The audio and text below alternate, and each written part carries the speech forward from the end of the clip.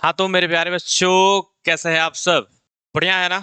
चलिए जी, तो एक फिर से एक नए वीडियो के साथ आपका भाई अमरजीत आप सबके बीच आ चुका है। और आज के इस वीडियो में हम लोग एक ऐसी चीज को सीखेंगे जो कि आपके क्लास 10th के बोर्ड एग्जाम में जरूर 2 नंबर का एक सवाल पूछता है। बैकग्राउंड देख रहे हो ना यहाँ पे? क्या नाम लिखा है जी? Balancing chemical equation. कहने का मतलब रासायनिक समीकरण को संतुलित करना। अब भाई, हम लोग केमिस्ट्री पढ़ते हैं और जितने भी अभिक्रियाएं होती हैं उसको समीकरण के रूप में ही लिखते हैं। लेकिन क्या होता है कि बच्चे कोई भी आप एग्जाम्पल भी देते हो समीकरण का, इक्वेशन का, अगर वो बैलेंस नहीं होगा तो आपके टीचर्स जो होंगे, जो चेक करने वाले होंगे, वो क्या करेंगे? आपका नंबर काट सकते हैं, काट देते हैं, काट सकते हैं नहीं, काट देते हैं भैया। तो उससे भी बचना है। प्लस में एक सवाल भी दे देगा कि इस इक्वेशन को बैलेंस करें, तो उसको बैलेंस करना भी आज हम लोग सीख लेंगे। तो बेसिकली तो हम लोग हिट एंड ट्रायल मेथड से ही अभी तक क्या करते थे? इक्वेशन को बैलेंस करते थे, तुक्का लगा के, अपना सोच सोच करके, अपना एक एक अंक बैठा करके, है कि नहीं? ऐसा करते थे। लेकिन आज के इस वीडियो में मैं एक ऐसा ट्रिक बताऊंगा जिसकी सहायता से आपको तुक्का लगाने की जरूरत ही नहीं है, हिट एंड ट्रायल मेथड का यूज करने की जरूरत ही नहीं है। क्योंकि कभी कभार क्या होता है ना कि हिट एंड ट्रायल मेथड वो सिंपली जो सिंपल सिंपल इक्वेशन होते हैं उसको बैलेंस करने में बेनिफिट देता है। लेकिन जैसे जैसे इक्वेशन आपके हार्ड होते जाएंगे, बड़े बड़े इक्वेशन होते जाएंगे, वैसे वैसे वो थोड़ा सा टाइम कंज्यूम करने लगेगा, ज्यादा समय लेने लगेगा। इसलिए हम लोग एक ट्रिक को सीखेंगे, ट्रिक कह लो या फिर एक मेथड कह लो, उसको हम लोग सीखेंगे जिससे हम लोग बहुत ही आसानी से बड़े बड़े इक्वेशन को भी आराम से बैलेंस कर लेंगे। तो तैयार हैं आप लोग? तो चलिए जी, तो बिना किसी देरी के हम लोग वीडियो को स्टार्ट करते हैं। तो मेरे प्यारे बच्चों, देखिए, रासायनिक समीकरण को सबसे पहले ये जान लीजिए कि इसको संतुलित करना क्यों आवश्यक होता है। अब सबको पता है द्रव्यमान संरक्षण का सिद्धांत, कि अभिक्रिया से पहले और अभिक्रिया के बाद कुल द्रव्यमान जो होता है वो संरक्षित होता है, संरक्षित रहता है। कहने का मतलब, अगर अभिक्रिया से पहले ऑक्सीजन 2 था या फिर 3 था, तो अभिक्रिया के बाद भी ऑक्सीजन की संख्या कितनी रहेगी? 3 ही रहेगी, उसका द्रव्यमान 3 ही रहेगा। कहने का मतलब ये है, अगर 2 था तो 2 ही रहेगा, 4 था तो 4 ही रहेगा। ये द्रव्यमान संरक्षण का सिद्धांत है। अब इसी को फॉलो करने के लिए हम लोग किसी भी केमिकल इक्वेशन को, रासायनिक समीकरण को क्या करते हैं? बैलेंस करते हैं। ठीक है, तो चलिए आइए हम लोग कुछ यहाँ पर एग्जाम्पल देखते हैं। तो सबसे पहला जो मेथड होता है वो आपका होता है हिट एंड ट्रायल मेथड, तुक्का लगाने वाला। ठीक है, देखते हैं, इससे भी इक्वेशन बैलेंस हो जाता है। तो हम लोग क्या करते हैं जी? सबसे पहले देखते हैं कि इधर जितने भी तत्व हैं उनके कितने परमाणु हैं, और अभिक्रिया के बाद जो तत्व हैं उनके कितने परमाणु हैं। तो यहाँ पर आपको दिख रहा होगा कि ये जो हाइड्रोजन है, हाइड्रोजन का संख्या कितना है जी? 2 है अभिक्रिया से पहले। और ऑक्सीजन का संख्या कितना है? 2 परमाणु ऑक्सीजन का भी है। लेकिन अभिक्रिया के फलस्वरूप हाइड्रोजन की जो परमाणु है वो कितने हो गए? 2 हो गए। लेकिन ऑक्सीजन के परमाणु कितने हो गए? 1 हो गए। तो यहाँ तो कमी दिख रही है, यहाँ 2 है, यहाँ 1 है। तो हमें इस इक्वेशन में 2 से मल्टीप्लाई करना पड़ेगा। जब 2 से मल्टीप्लाई कर देंगे तो आपका ऑक्सीजन कितना हो जाएगा जी? 2 हो जाएगा। अब दिक्कत ये आ गई कि ऑक्सीजन तो 2 हो गया, लेकिन जैसे ही हमने यहाँ 2 लगाया तो आपका हाइड्रोजन भी कितना हो गया? 2 दूना का 4 हाइड्रोजनवा बाबू हो गया। अब तो ये तो गड़बड़ हो गया, इधर तो 2 ही हाइड्रोजन है। तो हमें यहाँ 2 से मल्टीप्लाई करना पड़ेगा हाइड्रोजन में, तब जाके 2 दूना का 4 इक्वेशन जो होगा वो बैलेंस हो गया। देख लो, हाइड्रोजन इधर भी 4, इधर भी 4, इधर ऑक्सीजन 2, इधर भी ऑक्सीजन 2। ये हो गया आपका बैलेंस। इस मेथड को हम लोग कहते हैं हिट एंड ट्रायल मेथड, अपने से सोच सोच के। चलिए एक और इक्वेशन देखते हैं। ये इक्वेशन आपका दिया हुआ है कि Fe है, लोहा है, जब H2O यानी जल से अभिक्रिया किया तो Fe3O4 बना लिया और हाइड्रोजन को मुक्त कर दिया। अब देखिए यहाँ पर क्या है, आपका जो लोहा है बाबू, उसका कितने परमाणु है? 1 ही परमाणु है। हाइड्रोजन जो है इसका 2 परमाणु है। ऑक्सीजन का कितना परमाणु है? 1 परमाणु। लेकिन अभिक्रिया के बाद ये जो आयरन है, लोहा है, उसके कितने परमाणु हो गए जी? 3 हो गया। ऑक्सीजन कितना हो गया? 4 हो गया। और हाइड्रोजन कितना हो गया? हो 2 हो गया। यहाँ पर बढ़ते हुए दिख रहा है ना? यहाँ ये कितना था? आयरन कितना था, लोहा कितना था, 1 परमाणु था, लेकिन यहाँ हो गया 3। तो हमें अपने से यहाँ 3 लगाना पड़ेगा, क्योंकि बराबर तो करना है। बैलेंस का मतलब तो यही है कि बराबर करना है। तो इधर कितना हो जाएगा जी, 3 गो लोहा हो जाएगा, है ना। चलिए जी, अब देखिए हाइड्रोजन इधर 2 गो है, इधर कगो है, 2 गो है, तो इसको छेड़छाड़ नहीं करेंगे। लेकिन ऑक्सीजन इधर एक है, इधर ऑक्सीजन कगो हो गया जी 4 गो। तो हमें यहाँ 4 लगाना पड़ेगा, क्योंकि ऑक्सीजन को इधर 4 करना है। तो यहाँ 4 कर दिए। लेकिन यहाँ पर तंग करने वाला बात ये हो गया कि जो ऑक्सीजन तो 4 गो हो गया, लेकिन हाइड्रोजन में कगो हो गया, जो 4 दूना 8 गो हो गया। लेकिन इधर तो हाइड्रोजन 2 गो है, तो हमें इस हाइड्रोजन में 4 लगाना पड़ेगा, जिससे 4 दूना का 8 क्या हो जाएगा हो, सॉरी यहाँ मैंने लगा दिया, इसको 4 रहने दो, ये क्या हो जाएगा, हाइड्रोजन 8 गो हो जाएगा। अब हो गया मामला सेट, अब हो गया ये बैलेंस। एक चीज आपने नोटिस किया होगा, जैसे जैसे इक्वेशन बड़े होते जा रहे हैं वैसे वैसे थोड़ा सा टाइम टेकिंग हो रहा है, ज्यादा समय लग रहा है। अब उसी समय को बचाने के लिए हम लोग क्या करेंगे, उस ट्रिक का सहायता लेंगे। चलिए एक और हम लोग देख लेते हैं। अब Zn plus CuSO4, ZnSO4 plus Cu हुआ। अब देखिए यहाँ पर क्या है, Zn कितना है जी, 1 है, Cu कॉपर कितना है, 1 है, SO4 कितना है, 1 है। इधर देखिए Zn का है एगो, SO4 एगो, Cu एगो, ये तो बैलेंस ही है भाई, ये तो मैंने पता है यार, ये क्या हो गया भाई, यहाँ तो बैलेंस ही है। चलो इसको छोड़ देते हैं, इसको छोड़ते हैं, अगला देखते हैं। अगला जो है यहाँ पर देखिएगा, ये सोडियम के कितने परमाणु है बाबू, 2 गो, SO4 के कितने परमाणु है, एगो, है कि नहीं। चलिए जी, बेरियम का कितना परमाणु है, एगो, क्लोरीन का कितना परमाणु है, 2 गो। क्लियर है, इधर लिख लिए। अब आते हैं इधर, बेरियम के कितने परमाणु, 1 परमाणु, SO4 के कितने परमाणु, 1 परमाणु। ठीक है, चलते हैं। सोडियम का कितना परमाणु, 1 परमाणु, क्लोरीन का कितना परमाणु, 1 परमाणु। तो यहाँ तो लोचा है ना, इधर क्लोरीन 2 गो था, उधर क्लोरीन 1 है, इधर आपका सोडियम 2 गो था, उधर सोडियम 1 ही है। तो इधर 2 गो था, तो यहाँ पर हमने 2 लगाना पड़ेगा। क्या करना पड़ेगा जी, 2 लगाना पड़ेगा। लगा लिए, बढ़िया से हो गया। ये अभी हिट एंड ट्रायल मेथड ही है, इसके बाद मैं ट्रिक बताऊंगा। अब देखो जैसे ही मैंने यहाँ 2 लगाया, तो क्लोरीन भी 2 हो गया, सोडियम भी 2 हो गया। तो ये हो गया आपका बैलेंस। ये क्या हो गया जी, आपका बैलेंस हो गया केमिकल इक्वेशन। ठीक है, तो ये सब आपके क्या थे, हिट एंड ट्रायल मेथड वाले थे, जो कि आसानी से हो जाते हैं। लेकिन दिक्कत तो तब आती है जब कुछ कॉम्प्लिकेटेड आपके यहाँ पर आ जाते हैं इक्वेशंस। अब उस ट्रिक का हम सहायता लेते हैं। उस ट्रिक का नाम है कोएफिशिएंट मेथड। क्या नाम है विद्यार्थी, कोएफिशिएंट मेथड। चलो अब उसका यूज करते हैं।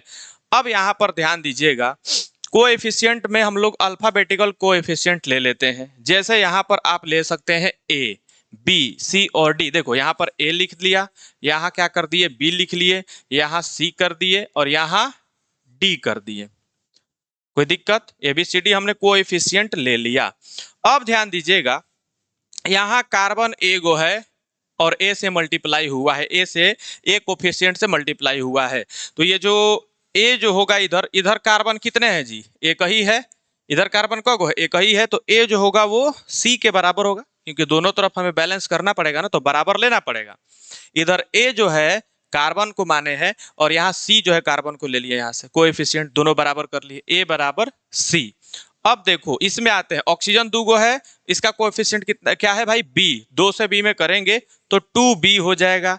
अब इधर देखो ऑक्सीजन खोजो, इधर है ना, ये किसके बराबर होगा, 2 गो ऑक्सीजन, इधर को ऑक्सीजन हो, 1 गो ऑक्सीजन। तो देखिए यहाँ पर ये 2 गो ऑक्सीजन है ना, तो 2c कोएफिशिएंट सी है, और इस ऑक्सीजन का कोएफिशिएंट क्या है, डी है। तो प्लस प्लस का निशान है, तो प्लस, ये एगो है ना, तो प्लस डी कर देंगे। ये हमारे पास इक्वेशन बनते जा रहे हैं। ये पहला इक्वेशन, ये हो गया आपका दूसरा इक्वेशन।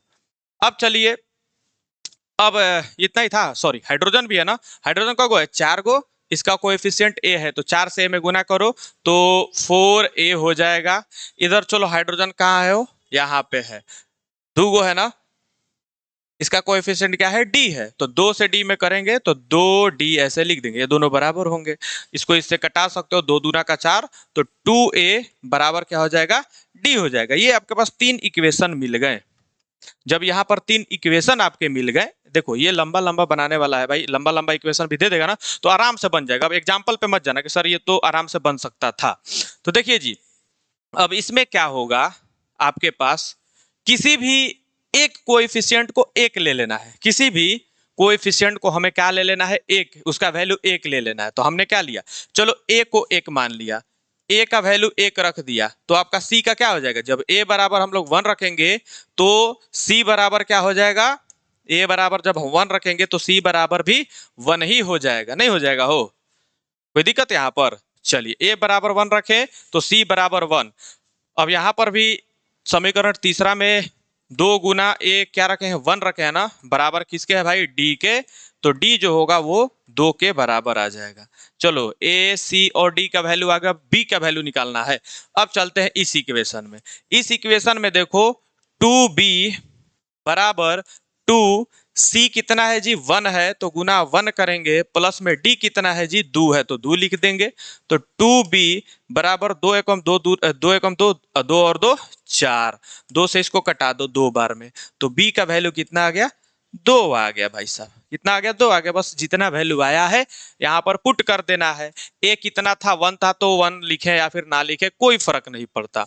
अब चलिए b का वैल्यू 2 है तो यहाँ पर हमने सिंपली क्या कर देना है, 2 लगा देना है। अब चलिए सी का वैल्यू 1 है, लिखे या फिर ना लिखे छोड़ दो। डी का वैल्यू कितना है हो, डी का वैल्यू 2 है तो यहाँ डी के जगह पे हमने क्या लिखना है, 2 लिख देना है। हो गया भैया बैलेंस। देख लो यहाँ पर कार्बन क गो, एगो, हाइड्रोजन क गो, 4 गो, कितना हाइड्रोजन 4 गो, ऑक्सीजन क गो, 2 दूना का 4 गो, ठीक है। अब इधर देखते हैं कार्बन क गो, एगो, ऑक्सीजन 2 गो, 2 4 गो, ऑक्सीजन क गो हो गया जी 4 गो हो गया, हाइड्रोजन 2 दूना का 4 गो हो गया। तो भैया सब तो बैलेंस ही हो गया, सब तो बैलेंस हो गया। तो ये मेथड जो है आपको अभी भारी लग रहा होगा इसमें, लेकिन जब आपके सामने एक बड़ा इक्वेशन आ जाएगा तो उसमें बाबू आप लोग कहोगे कि सर क्या ही ट्रिक बताया आपने, क्योंकि बोर्ड वाले जब भी देंगे तो वो भैया बड़ा बड़ा इक्वेशन देंगे, हिट एंड ट्रायल मेथड, एकदम दिमाग खराब हो जाएगा करते करते, सोचते रह जाओगे, कभी ये बराबर आएगा तो कभी वो बराबर नहीं आएगा, तो फिर इसमें से कटाओगे फिर उसमें हटाओगे। तो उससे बढ़िया है कि कोएफिशिएंट मान लेना है। अच्छा लगा ट्रिक, अगर ये ट्रिक अच्छा लगा होगा तो एक बार कमेंट सेक्शन में लिख दो यस सर जी अच्छा लगा है। चलिए एक और देख लेते हैं हम लोग, देखो ये वाला बढ़िया है, ये देखो ये वाला आपका बढ़िया है। अब बताओ करो कितना तुक्का लगाओगे हिट एंड ट्रायल मेथड से, लगाओ लगाओ लगाओ, नहीं। तो देखिए जी इसमें हम लोग को क्या करना है, सिंपली हमको कोएफिशिएंट लेना है, ये ए हो गया, यहाँ बी ले लिए, इसको सी ले लिए और ये डी हो गया, कोएफिशिएंट ले लिए भाई। अब कोएफिशिएंट्स को बराबर करना होगा, है कि नहीं। चलिए जी बी है, ये क्या है बी है, बेरियम, बेरियम बोला जाता है, बेरियम का गो है, ए गो है, तो यहाँ पर ए से 1 में गुना करेंगे तो ए ही होगा। इधर बेरियम का गो है, एक ही है, सी इसका कोएफिशिएंट है तो यहाँ पर क्या कर देंगे, ए बराबर सी लिख देंगे, है कि नहीं। चलिए जी Cl2, यहाँ क्लोरीन कितना है, 2 गो है, इसका कोएफिशिएंट ए माने हैं तो 2 से ए में करेंगे तो 2a हो जाएगा। अब चलो इसमें देखते हैं क्लोरीन कितना है, 3 गो है, 3 से डी में करेंगे तो 3d हो जाएगा, है कि नहीं। चलिए बाबू अब आते हैं एल्यूमिनियम का गो है, 2 गो है, एल्यूमिनियम का गो है जी 2 गो है, तो चलो इसका कोएफिशिएंट बी है तो 2 से बी में करेंगे तो 2b हो जाएगा। अब इधर एल्यूमिनियम देखते हैं कितना है, इधर एल्यूमिनियम तो एक ही है, इसका कोएफिशिएंट डी है तो ये बराबर होना चाहिए डी के, तो 2b बराबर डी, ये इक्वेशन फर्स्ट, ये सेकेंड और ये थर्ड, 3 गो इक्वेशन बन गया बाबू। चलिए अब आते हैं SO4, SO4 इधर का गो है 3 गो, इसका कोएफिशिएंट भी है तो 3 से b में करेंगे तो 3b हो जाएगा। अब देखो इधर SO4 का गो है हो, एक ही है तो 1 से c में करेंगे तो c हो जाएगा, 4 को इक्वेशन मिल गया। अब बाबू हमको क्या करना है बचवा, बस किसी एक का वैल्यू 1 रख लेना है। चलो जी हम a का वैल्यू 1 रखते हैं, अगर a बराबर 1 होगा तो c अपने आप क्या हो जाएगा, 1 हो जाएगा, क्योंकि दोनों बराबर हैं इक्वेशन फर्स्ट से। उसके बाद चलो यहाँ a बराबर 1 रखे हैं तो यहाँ भी a रख लेते हैं 1, तो 2 एकम 2 बराबर 3d हो जाएगा, हो जाएगा, हाँ सर जी हो तो जाएगा।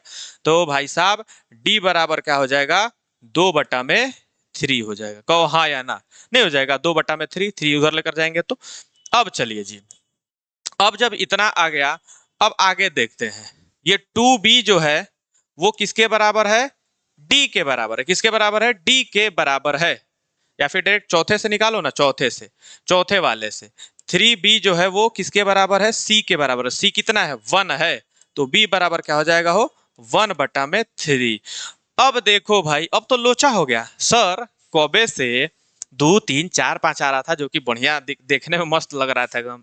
अब ये 1/2 कहां से, फ्रैक्शन में कहां घुसा दिए सर, भिन्न कहां से घुसा दिए। तो देखो कुछ करना वरना है नहीं। a का वैल्यू कितना आया हो, 1 आया है। c का वैल्यू कितना आया है, 1 आया है। देखो इसमें से d का जो वैल्यू है वो कितना आया है, 2/3 आया है। और b का जो वैल्यू है वो आया है 1/3। कोई दिक्कत, फ्रैक्शन वाला आ गया। अब क्या करना है कि नीचे वाले को हटाना पड़ेगा सिंपली। नीचे वाले को हटाने के लिए हम लोग क्या करेंगे, नीचे क्या है, 3 है ना, दोनों में नीचे क्या दिया हुआ है, 3 दिया हुआ है। तो सभी में क्या कर देना है, 3 से मल्टीप्लाई कर देना है। बस क्या कर देना है, 3 से मल्टीप्लाई कर देना है बाबू, भिन्न आपका हट जाएगा। फ्रैक्शन हटाने के लिए हमने क्या किया, सब में 3 से गुना कर दिया, क्योंकि इक्वेशन सबके बराबर ही है। तो 3 में सबसे गुना कर दिया तो बराबर ही होगा। चलो जी 3 में गुना करेंगे तो ये कितना हो जाएगा, 3 से गुना करेंगे तो ये भी हो जाएगा बाबू 3, सी हो जाएगा 3, और डी से 2, 3 से 3 खत्म तो डी हो जाएगा 2, ये 3 से 3 खत्म तो बी हो जाएगा 1। सिंपल। अब बैठा दो, ए का वैल्यू कितना है, 3 है, तो यहां लिख देंगे 3। देखो बी का वैल्यू कितना आया है, 1 आया है, तो इसको उड़ा दो। 1 लिखना जरूरी नहीं है, यहाँ 1 लिखे या फिर ना लिखे, बात बराबर है। चलिए जी, सी का वैल्यू कितना आया है जी, 3 आया है। चलो जी सी का वैल्यू हम लोग क्या कर देते हैं, 3 यहाँ रख देते हैं। डी का वैल्यू कितना आया है, 2 आया है, तो यहाँ हमने क्या कर दिया, 2 लिख दिया। हो गया इक्वेशन बैलेंस। अब चलो देख लेते हैं, बेरियम कगो हो गया जी, बेरियम कगो 3 गो, क्लोरीन कगो 3 दूनी 6 गो, एल्यूमिनियम कगो 2 गो, SO4 कगो 3 गो। ठीक है,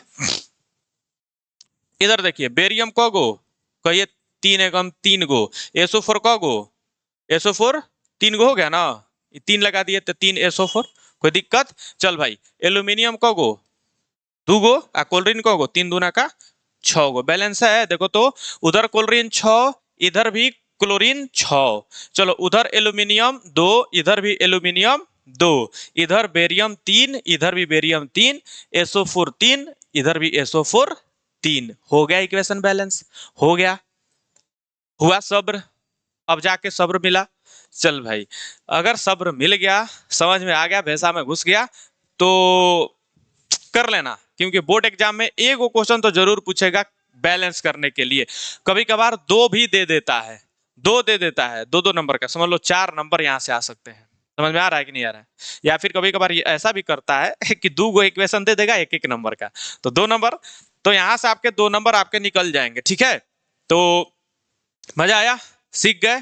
तो हिट एंड ट्रायल मेथड की जहां यूज होगी वहां आप लोग उसका यूज कर लीजिएगा। और कभी कभार वो जल्दी बहुत टाइम कंज्यूमिंग हो जाता है, तो समय बचाने के लिए आप लोग क्या करेंगे, कोएफिशिएंट मेथड का प्रयोग कर लेंगे। ये ट्रिक वाला मेथड ही है।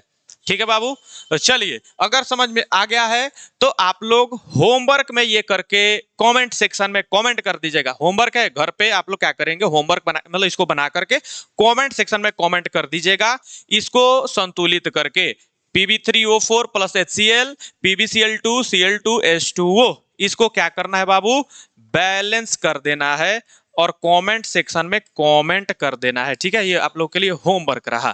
तो चलिए, इसी तरह के कंटेंट लाता रहूंगा मैं ट्रिक के साथ। ठीक है ना, मजा आएगा भाई, साइंस पढ़ेंगे, मैथ पढ़ेंगे, सब कुछ पढ़ेंगे यहाँ पे। ठीक है, चलिए जी, बाय बाय, टाटा, टेक केयर, जय हिंद।